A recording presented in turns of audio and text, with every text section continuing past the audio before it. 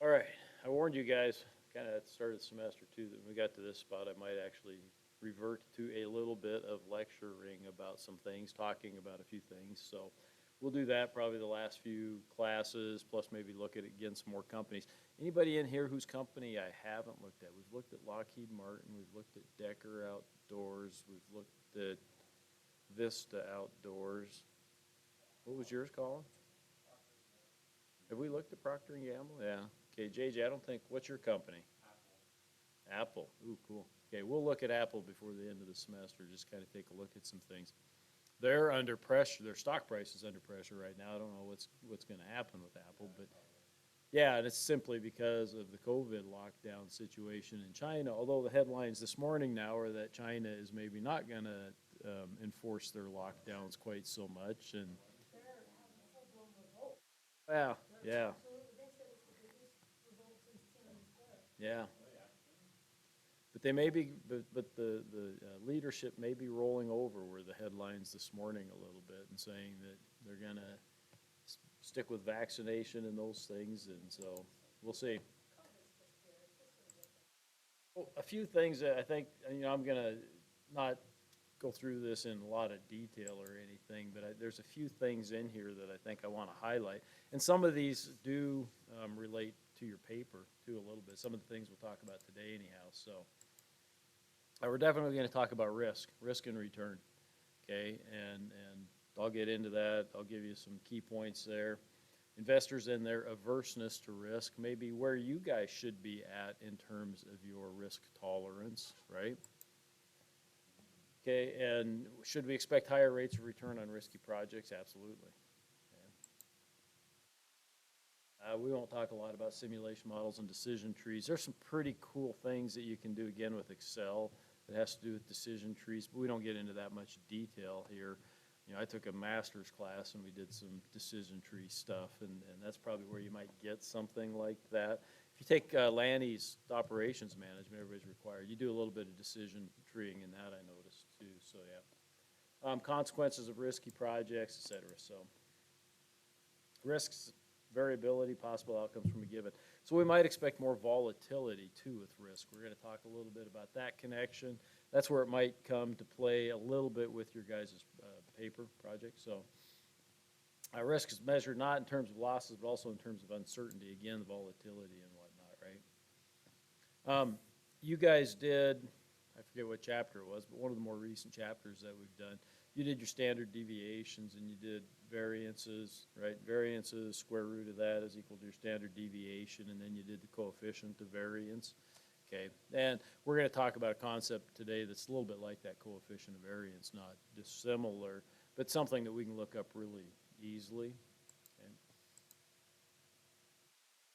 Most investors and managers are risk averse. Yeah, that, How, have you guys followed the FTX thing at all? They had plenty of investors there, and it turned out to be a very risky, as is any of the Bitcoins or those types of the crypto coins. They're risky. That's not to say that they might not, give a person a good return, but mind you, you're going to be taking on a lot of risk, as those investors with FTX have and will find out. Whether or not they recoup any money from that remains to be seen. The guy that got put in charge of through the bankruptcy, they appoint somebody, a trustee for the bankruptcy, and I think that this guy got appointed, and he said it's the worst case of financial accounting malfeasance that he's ever seen. Okay, so this was the equation that you guys did, right, to find out the standard deviation and whatnot. You guys understand what standard deviation is? It's kind of this term that, sounds kind of awkward and sound kind of difficult and all. It's really very simple. It's just really how far, what's the average distance from the mean for all of the things that we're recording or the things that we're marking down. It's just the average distance from the mean. But you gotta make that a positive number, whether, the item comes in above the mean or below the mean. You got a positive number, and so you do some That's why you do the square, and then you ultimately do the square root, and you're just turning everything into a positive number and then turning it back to a negative number.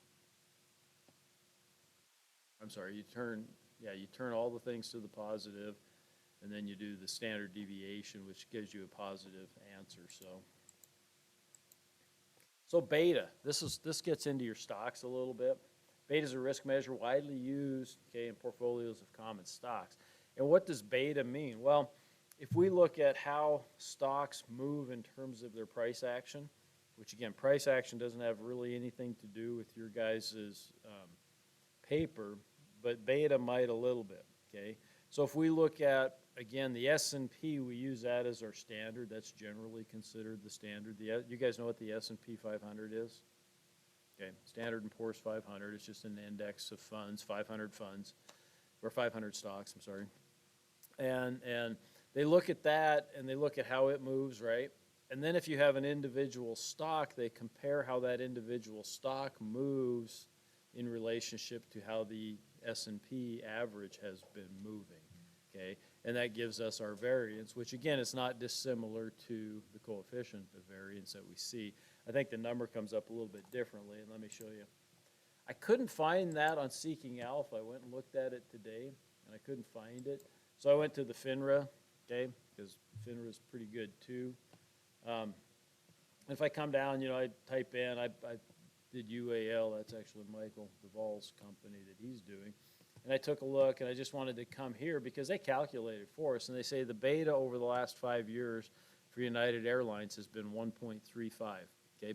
A beta of 1 means that your company moves exactly like the S&P 500. Okay, that would be a beta of 1. A beta of 1.35 means that the stock's a little bit more volatile, so typically or on average, if the S&P went up 1%, UAL might go up 1.2% or something like that. But if the S&P falls 1%, UAL might fall 1.35%, whatever the case may be, right? Okay, and so it kind of measures that volatility as compared to the market as a whole. That's what beta does. I would think if I put in Microsoft, it's going to have a smaller beta. I'm making a wild guess there. I don't have any idea. Yeah, beta. If it's less than 1, that means that it doesn't move, it's not as volatile as the S&P as a whole. Again, why would Microsoft be that? Well, because they're a stable company. They've been around now for 30 years, close to 40 years. Okay, almost 40 years, I think, since they went public.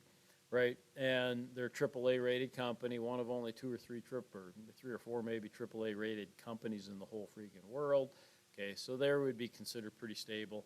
So that's why their beta would be below the S&P average. Other stocks, if you put in a utility company in here, I can't think of too many utility companies. Let me see, like Duke, I think, is a big one. I have no idea. Duke Energy, we'll see. Generally, they're going to have a real low beta. Yep. Geez, I'm right. So far, I've been guessing right today. That's kind of nice. And why is that? Most utility companies, like here in the state of Montana, they're regulated, okay, because they usually have monopolies in the area where they operate. That's just something that kind of adds to some efficiency, but as a result, they're regulated. Northwestern Energy is regulated by the Public Service Commission here in the state. So they tend to not have real volatile profit and losses. They tend to be pretty stable. They tend to pay out, and so their stock prices, as a result, don't move very much, and so that's why it would have a low beta. So that's something you ought to take a look at with your company. That's just a nice gauge of how volatile your company may be. I would guess Lockheed Martin's probably got a low beta. I would guess P&G's probably got a low beta. Decker Outdoors, probably a little higher than normal, maybe. Apple, probably a low beta. Okay. And again, that's worthy of a comment anyhow, maybe in your paper, as you're writing your paper.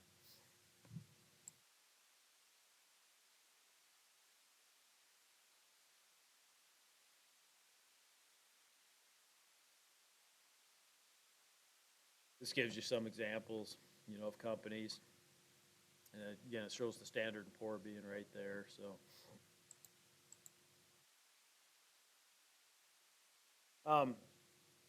Yeah, and for, we need to decide between investments that, now, Mary Ann, you're not included, so let's talk about the guys back here. What's your guys' risk tolerance, or what should be your risk tolerance? Your guys' risk tolerance should be really high, okay? You're young, you got a lot of time to make up, okay? And if you look at riskier investments, they tend to outperform over time, okay? That doesn't mean that it has to be really, really risky. You could buy a small cap index fund, for example. Those are usually really diverse, but they usually outperform over time. In the short run, sometimes like right now, they're probably sucking wind, okay? But in the long, and that's why for folks with a little more gray hair, sorry, pick on you and me. Yeah, folks with, yeah, well, anyhow, folks with a little more gray hair that comes with age anyhow, then would tend to want something a little less volatile because, heck, I'm trying to retire, right? I might need that money. I don't want to see it in a downturn like this go away, right?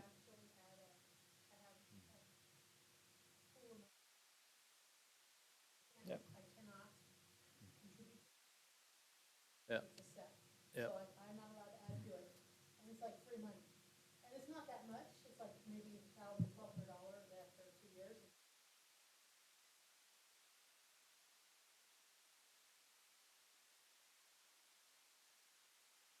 Yeah.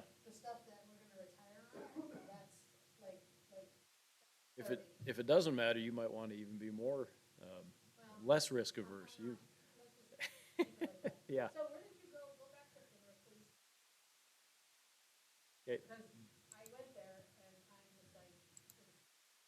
So you go to, if you start with just FINRA itself, huh?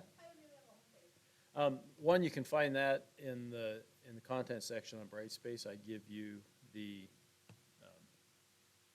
URL for that. But if I just come up and I go to FINRA, okay, if this comes up, I'm going to go right to the main page. But if this comes up, I would go down to that tools and calculators. But if I go to the main page, it brings this up. It doesn't really show me a lot. It should show me some more than this. Come on.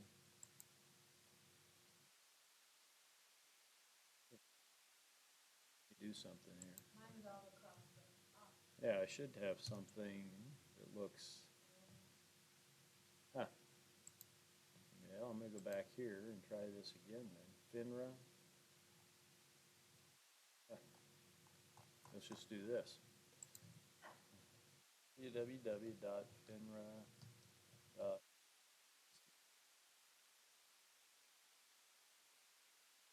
It's been kind of weird. Maybe they changed it just since this morning. Oh well, I'll find it here for you. Okay, so if you do that, if you come up to this one and it looks like this, or if it looks like the other one and you see something, then you look for this that says for investors. You might have something around across the top that says for investors.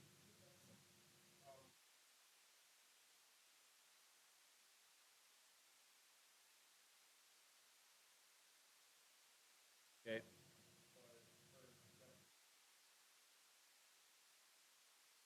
We'll take a look at that. So then I click on that, and geez, this is really being weird. Then I go to Market Data Center.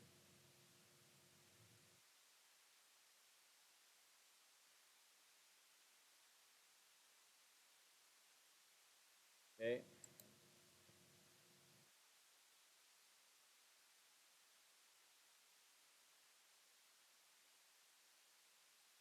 Sometimes the pages look different. Let me show you, I'll show you on the other one. The- Anyhow, you click over here then when you get to this market data where it says equities and options, and then you put in your companies. And I'll show you the easy way to get there. Yep. Because I've got it in, oh, it doesn't have a beta. That's interesting. I don't know why it would not. possible that Decker doesn't have enough history. When did they go public? Do you know, Bridger? Remember? When did they go public, Deckers? I'll be darned. So there should be plenty of history, so. Yeah, I don't know why then. That's obviously something then, unless we can find it on another site, it's obviously something then that you're gonna have a tougher time commenting on, I guess. Another site might conceivably have it. So, Mary Ann, if you go to the Brightspace,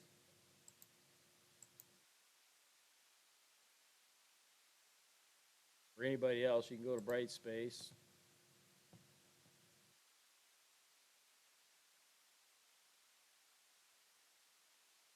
Go to finance, your course. This is finance. You go to content. You go to project 2. There should be a link there that should take you right to FINRA, and it should take you right to this page, and then you just put in your ticker symbol here, LMT in your case, okay?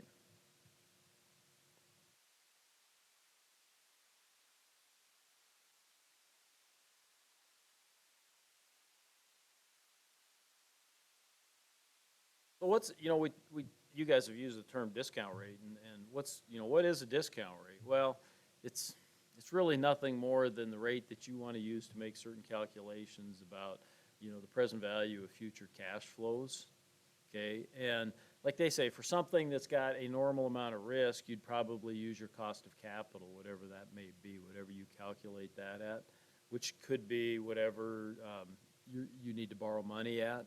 Okay, that might be at least an incremental cost of capital.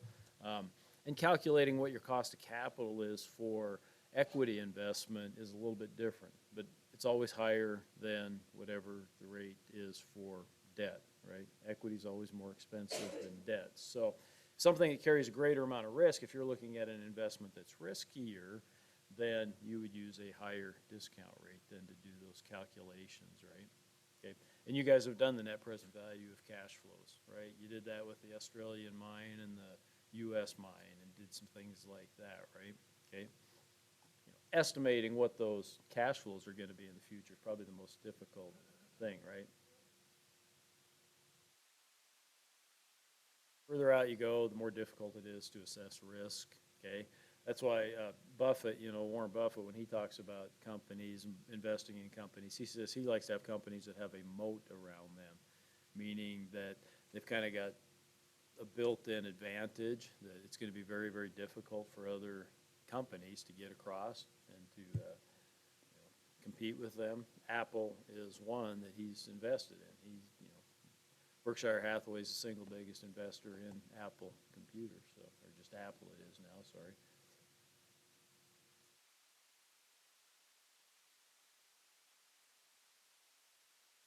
So how do you determine discount rates? Again, this is up to you. I mean, this is just very much a subjective thing. You can use some objective measures to give you an idea, but ultimately, if you're going to be assessing risk into the future, that's a little bit subjective.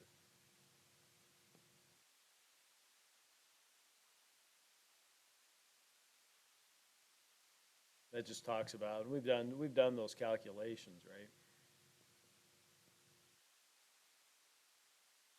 Monte Carlo simulation. I don't know if I've done a Monte Carlo simulation. I probably have, but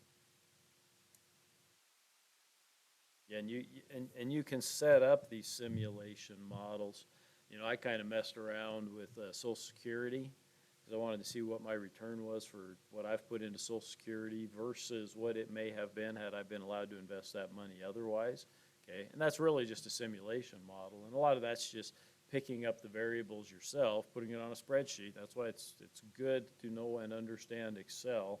If you're going to go in the business world, keep Excel, near and dear to you because there's a pretty good chance you're going to be using that in time. If you don't use it for that, you should be using it for even your own personal things. Oftentimes, just keeping track of things, it's kind of nice. But also doing some decisioning. Again, do some decisioning on I give you another example. My brother and I, when my mom was getting ready, needing to move to a different location, a care center basically, um, we had some different options to look at, and so we were kind of debating it, and I set up a couple different spreadsheets that I could send to my brother, and he's reasonably good with finance too, and he could look at spreadsheets, and that helped us. Not that money was the only reason to move her to a place. In fact, the place we chose was actually the most expensive one we could put her into, but the spreadsheet showed that, hey, we can put her in there and everything's gonna be just fine, okay? You know, she can afford that.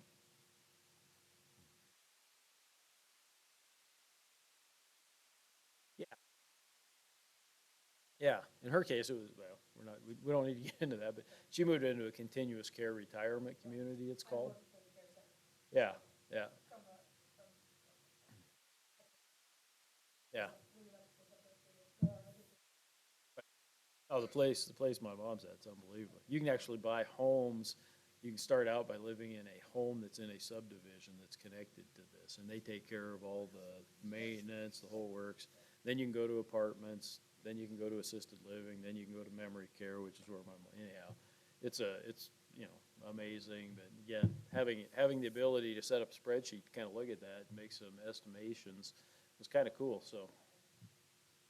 Decision trees, again, you guys, you've had operations management, or you well, and you would have looked at some of these decision trees, and we don't do any of those here in finance. We don't have any problems or anything to do that. And again, I think that's because that's kind of a little different thing. Not to say that it wouldn't be important in finance, it would be, but yeah, so a portfolio effect, you know, when you look at some of these things, we're talking about Procter and Gamble, you know, oftentimes they're buying little companies that it's just like, you know, Apple. I mean, Apple's got $250 billion in cash roughly, or 200 to 250 billion. I mean, they could buy up, you know, they could have bought Twitter, for example, 44 billion. We talk a lot about that and how expensive that was for Elon Musk to purchase. Apple could have bought it, and you wouldn't even have noticed it. You know, it's hardly a rounding error on their balance sheet, right? And so those things can have a big effect too on how you look at things, right? But companies do that sometimes. They buy things like that because they think it's in, and the cumulative effect on that can be kind of poor too, right? So buying things, you know, Procter and Gamble probably buys a lot of companies that what Warren Buffett would call are tuck-in investments. So they already have a product line that's similar, and they're just adding to it, and all of a sudden now it makes it more efficient because, you know, they're delivering to the stores anyhow. We can just fill the truck a little more full and do some things like that, okay? And that's kind of what they're talking about here, you know, in terms of standard deviation and returns and some of those things, so.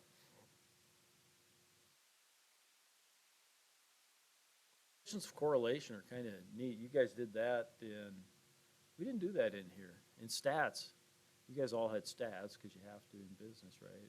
You've either had it or you're going to take it, but you use that coefficient of correlation a little bit. Did we do a little coefficient of correlation in here? I can't remember. Yeah, at the start. So stats, you get into that quite a bit more. What, you know, Excel makes that too easy. I mean, if you got two variables and you're listing them over here, you know, in two different columns, you just highlight the columns, you go up and hit correlation, you know, under one of those formulas, and it does it for you, and it's really kind of cool. You know, I like to use it if I get a list of things like, poverty. You know, if you want to look at poverty versus government spending and different things like that, you know, and you can just get all kinds of cool results. And again, Excel does all the work for you too, so. Combinations, again, we did a lot of that in stats, so. That kind of gets into like a thing that P&G does, or Berkshire Hathaway does when they're combining and adding in companies and what that does, so. Yep, when a firm takes unnecessary error and does a higher discount rate, lower valuation may be assigned to stock in the market. So again, as you guys are evaluating your stock, you know, something maybe that's a little higher beta might have a lower price to earnings ratio, maybe. Some of them may have higher price to earnings ratio because they're considered growth companies. Okay, so the beta could be high, right? But it's a very much a growth company, and so with a high beta, we're not seeing a lot of that in the market in the last few years. We saw that with introductions of a lot of new high-tech companies, Snapchat maybe, okay, after they first went public. Facebook, it's only been around as a public company for 10 or 15 years, right? And it had a high beta for a while, but it was a really high growth company, and so it had a higher valuation. Now it's getting hammered, right? Facebook's just getting hammered in the marketplace, has for the last year and a half or so. Called Meta, yeah, yeah. And that's one of the reasons it's getting hammered. There, everybody's kind of saying, "Yeah, that was a move that Zuckerberg was trying to make to move this company to a different sphere, if you want to call it that." And it really hasn't panned out. It's not making them any money, and their core is staying the same. It isn't really, and so they're probably being valued more as a mature company now as opposed to a growth company. I'd have to look at their numbers to see if that's true, but that would be my guess. Because Facebook's, you guys all use Facebook? Yeah. Yeah. But it still gets wide use. I know my wife and I don't use it, but we've had some things. We had a snowblower we wanted to get rid of here a year or so. I think it was last winter. And we asked a friend, post that on Facebook, will you? We had a call within 5 minutes. The guy came over and picked it up 20 minutes later. It's just kind of amazing. And so, that's still widely used, and I think Facebook probably has a fairly steady income still, source of income, but it's not the growth company that it once was. So, geez, I got through all that. I didn't mean to really. So, let's take a look at Apple just real quick, just for the heck of it. So, Apple is oh,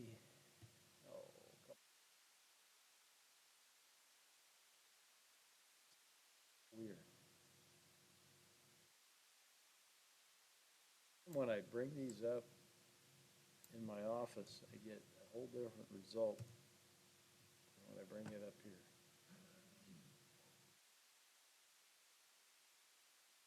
So AAPL, right? Or is it APPL? AAPL, there you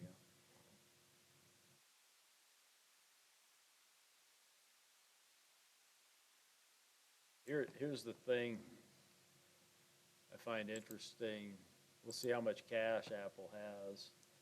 It shows up here just cash and cash equivalents and short-term investments. About 50 billion, a little less than 50 billion. So why do I keep saying a couple hundred billion?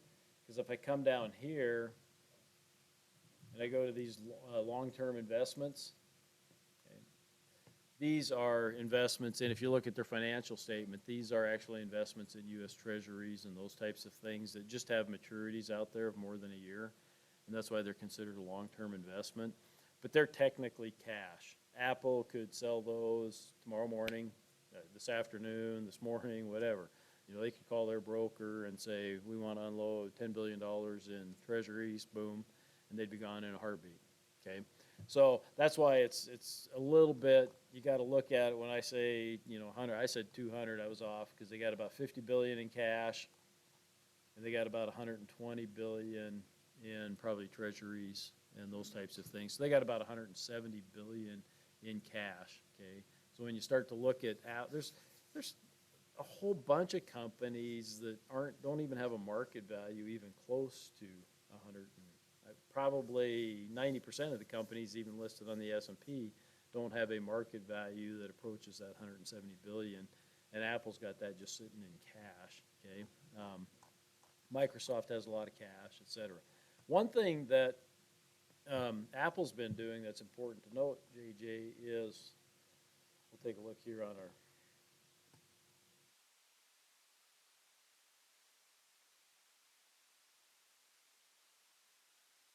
It's yeah, their shareholders' equities come down quite a bit, and one of the reasons for that, I'm gonna go to their cash flow and show you. I think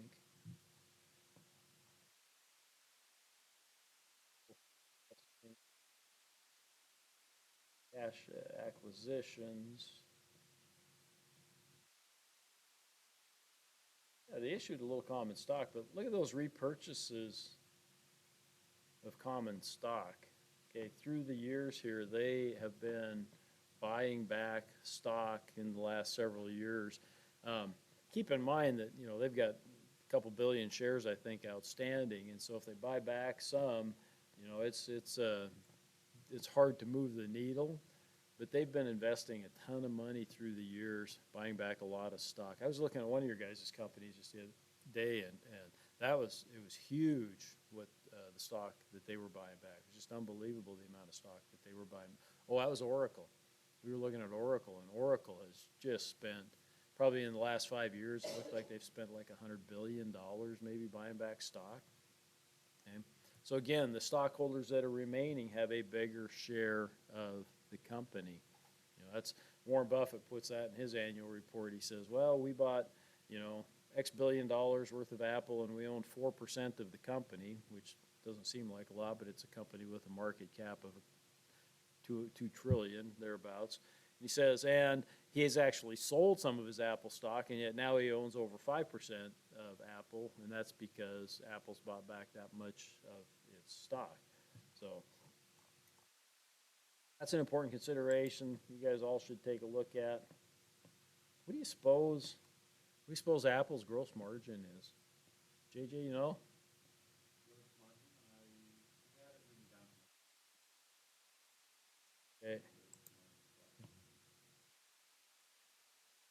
43%, that's huge, okay, for a company that actually deals with manufacturing and that kind of stuff. Yeah. Hey, half their phones are made at the Foxconn plant in China, where, you know, it's interesting. We don't need to get into the moral and ethical aspects. This is a finance class, but we could have a good conversation about ESG and all that other stuff as it relates to that. But look at that. So their gross margin has gone from 38 up to 43. So a 5% difference improvement in gross margin. And at the same time, their sales have gone from 265 billion to almost 400 billion. So you've increased your gross margins. You know, that's $20 billion extra in earnings just by that change in your gross margin. 20 billion is more than, again, probably 95% of the publicly traded companies would ever think of making, okay? And so that, you know, that just tells you the size and scope of Apple, which primarily just makes phones, right? I mean, they do the iPads, which are big, I think, and they do some computers. People use some Apple computers, but those are relatively small parts of their business. They got some of the App Store and some things like that, too, where they make some money, and I think they make some money in the cloud as well, but, you know, to what extent, I don't know. So, okay, I'm going to shut up now. Talked about that a little bit. Expect some stuff on quiz maybe, you know, about risk and beta and those types of things, right? Okay.